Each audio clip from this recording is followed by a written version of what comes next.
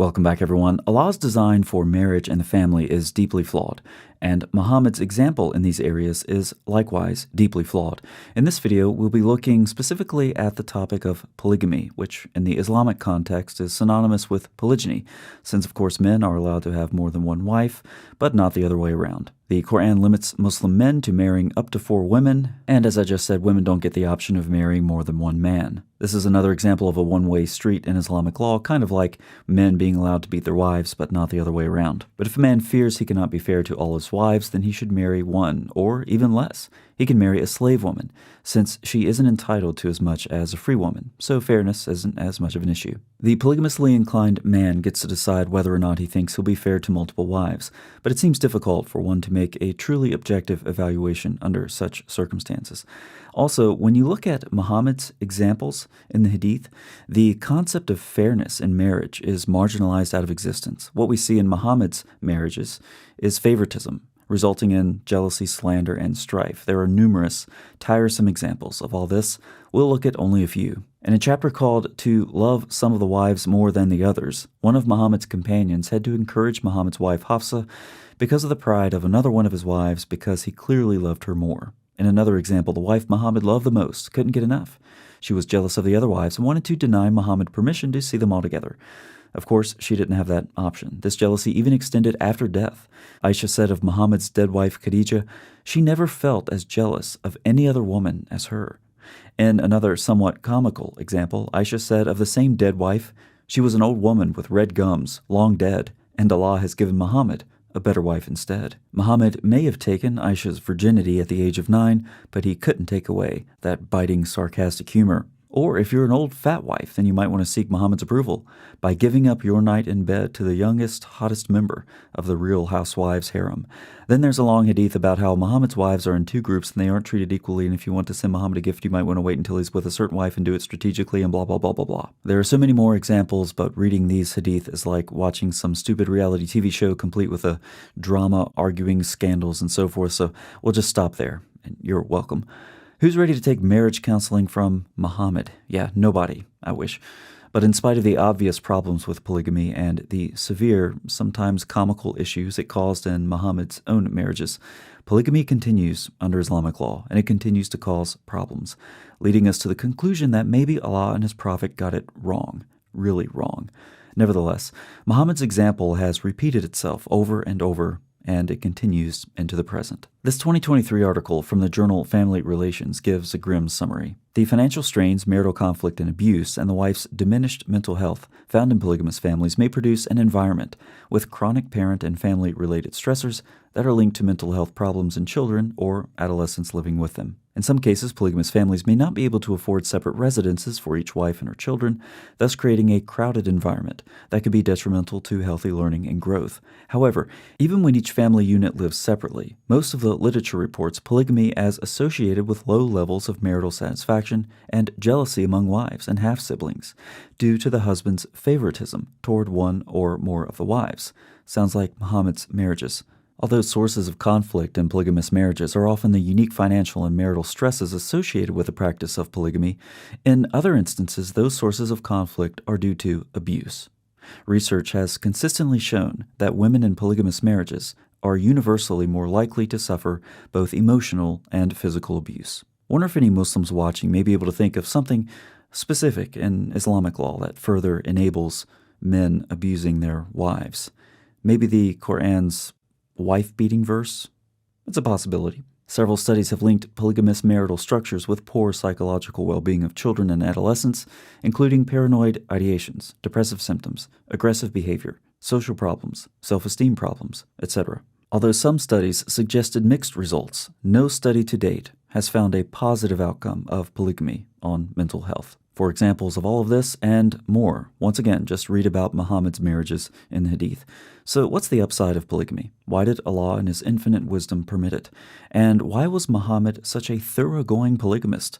A deeply Islamophobic answer would be to look at the Islamic sources, which in their entirety exhibit an extraordinary fidelity to satisfying the sexual desires of men, and conclude with Muhammad's child bride after surveying all the women Muhammad slept with. I feel like basically Allah just gives you what you want. In this case, more women to sleep with. Paraphrase mine. Polygamy gives men more options in bed. If one wife gets old and fat, just set her off to the side and sleep with a newer, younger option. That's what Muhammad did. It's a great deal for the men, right? Not really. Here are some findings detailing the effects of polygamous marriages on men from a study published in 2014. The quantitative study showed that polygamous men reported more problems with their families functioning than did men in monogamous marriages. For example, they felt less satisfied with their marriage and had more problematic relations with their children than did the monogamous men. We see more evidence in the qualitative study. Though only one of the 10 specifically mentioned financial trouble, others said that the second marriage was a mistake, and more wives mentioned financial problems. All of the husbands in the low-functioning families reported marital problems. So marriage in Islamic law, grounded on the Quran and Hadith, isn't actually better for husbands, it turns out.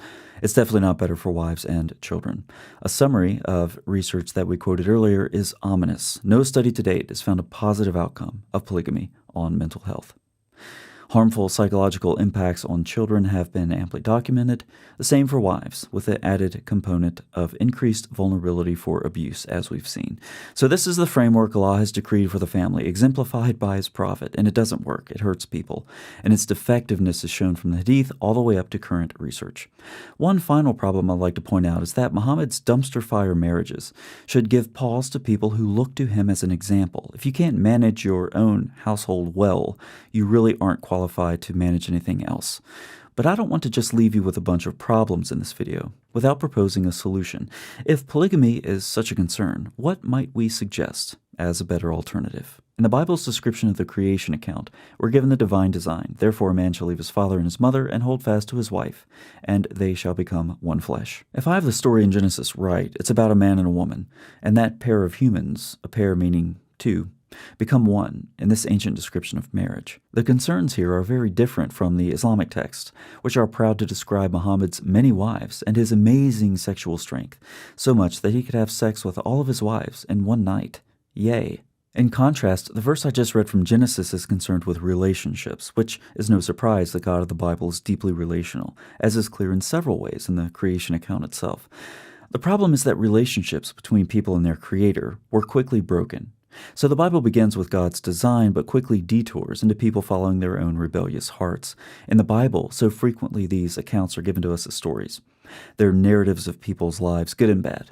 But biblical narratives often don't comment directly on the moral implications of the stories. Sometimes they do, but most of the time they don't. It's left to the reader to read carefully and intelligently, comparing one story to another to understand and apply the implications.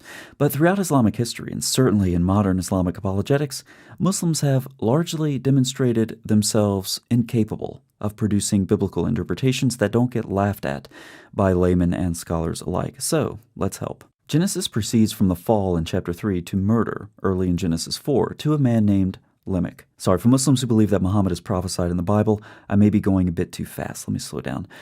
We went from the fall in Genesis 3 to murder in Genesis 4. Okay, so that's bad. So we're going from bad to worse. Okay? Genesis 3 to 4, bad to worse. So we go from the fall in chapter 3 to murder in chapter 4. Later in the same chapter, we meet Lamech. And Lamech took 2 wives.